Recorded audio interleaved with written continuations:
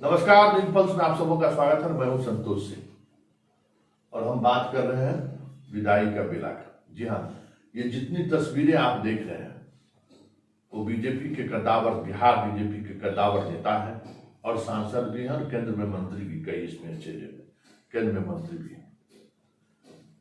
कुछ तस्वीर भी देखिए और कुछ इन नेताओं का बयान भी सुनिए। पहले जरा आरके सिंह और रूडी का बयान सुन लीजिए और उस बयान के सहारे समझिए कि बिहार बीजेपी में हो क्या रहा है, या टीम अमित शाह बिहार बीजेपी में चाहते क्या है। तो पहले जरा सुन लीजिए। हम छोड़िए ना, हम नॉर्मल नेता नहीं है, समझ गए ना, नॉर्मल नेता नहीं है। आप बल्कि कैबिनेट मंत्री हम जाकर के प्रधानमंत्री के सामने इस्तीफा का पेशकश करा। क्यों? हमारा कुछ प्रपोजल लड़ने एसीपी पे।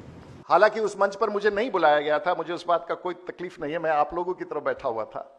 हम लोग को तकलीफ होना भी नहीं चाहिए, क्योंकि हमारा और आपका महत्व कहां रह गया है। आपने सुना, अब उन तस्वीर को भी देख लीजिए कि अश्विनी चौबे, राधा मोहन सिंह, गिरिराज सिंह को सार्वजनिक मंच पर किस तरीके से अपमानित किया जाता है। जरा इस तस्वीर को भी देख लीजिए। आप देख रहे हैं तस्वीर में कि किस तरीके से अपमानित किया जाता है। बात यहीं तक नहीं है, बात अगर आगे बढ़े तो और भी बहुत सारी बातें जिनसे आपको लगेगा कि बिहार बीजेपी में सब कुछ ठीक नहीं चल रहा है। जिस तरीके से सीनियर जो बीजेपी के नेता हैं उनको दरकिनार करने की कोशिश हो रही है, वो चीजें अब दिख भी रही है सार्वजनिक तौर पर। तो क्या चाहते हैं शाह? मतलब किसके सहारे बिहार की फतह चाहते हैं? क्या यहां भी मोदी के चेहरे पर ही चुनाव लड़ना चाहते हैं? जबकि मोदी के चेहरे पर 2015 में बीजेपी का क्या हश्र हुआ सबके सामने है। आज भी बीजेपी, खास करके बिहार बीजेपी, नीतीश कुमार से नजर मिलाकर दो दो हाथ करने की स्थिति में इसलिए नहीं है कि इनके पास स्टेट लीडरशिप नहीं है, और जो लीडरशिप है भी उन्हें कभी उस तरीके से देखा नहीं गया है। और क्या स्थिति है, प्रदेश अध्यक्ष का टर्म कब पूरा हो चुका है, जिला अध्यक्षों का कार्यकाल पूरा हो चुका है, दूसरा कार्यकाल भी पूरा हो चुका है, सारे संगठनात्मक काम ठप है और चले हैं नीतीश से लड़ने।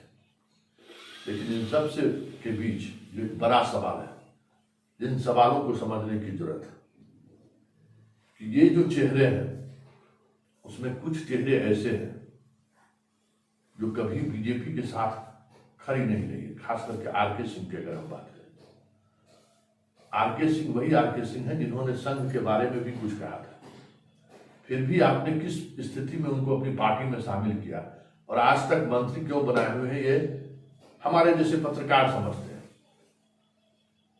लेकिन अगर उनका अंदाज इस तरीके का है तो ये कोई अंदाज उनके पहली बार नहीं दिखा है, उनका अंदाज हमेशा इसी अंदाज का रहा है।